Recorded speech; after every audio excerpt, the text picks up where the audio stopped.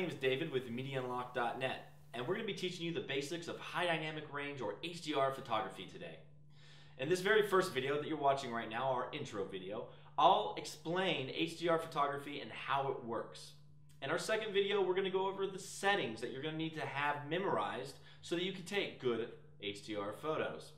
In our third video, we'll take you on location.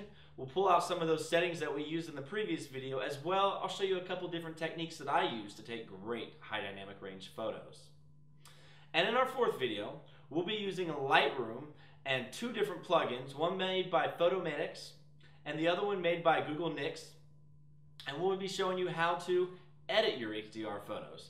Now, I do highly suggest that you have Lightroom and one of the two plugins I just mentioned, one made by Photomatix and the other one is made by Google Nix. Both of those plugins are excellent. Now, we will not be diving into the super nitty-gritty part of the editing.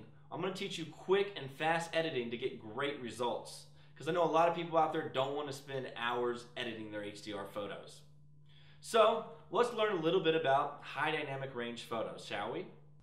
So what is an HDR or high dynamic range photo, and how do they work? So the objective when you're doing an HDR photo is to take multiple photos at different exposures of the same exact subject. Then what you do is you stack those multiple photos together of different exposures, and it creates one photo that is well exposed and looks amazing. So I'm going to kind of show you right here on my computer how that works. So real quickly, if you notice that this photo is mostly overexposed except for some information down here at the bottom. The sky has no detail in it, the sun has no detail in it, and parts around where the sun's at has no detail for me to work with. This is an overexposed shot. Now let's go to the next shot. This is a fairly well exposed when you're concerning your midtones here. If you notice down here, this is fairly well exposed down here. Your sun's still pretty blown out, and even the sky and clouds are still a little blown out, and so there's not a lot of detail there. If you notice, there's a little detail up in the upper left, but not a lot to work with.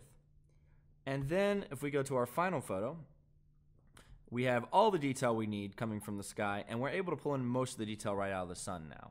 It's still going to be a little bit overexposed, and there's still going to be a little bit of detail loss with the sun, but much better.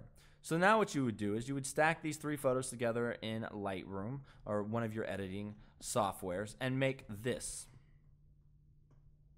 And we'll scroll to the top. And this is what the finalized HDR high dynamic range photo looks like. The single photo from those three photos I just went over. If you notice, this is very well exposed down here. The sky is where I want it. The foreground and background are both pretty good. You do still have some darks down here underneath the barn, but I wanted it like that. I like that dramatic look that it has. The only thing that really is completely kind of lost is it right in the center of the sun. There is still some detail loss, but again, I'm able to get these really cool sun rays coming off this. And this, I just did this with a basic preset in Lightroom. I didn't really do any extensive editing on this. This was a quick edit job so that I could show you guys this.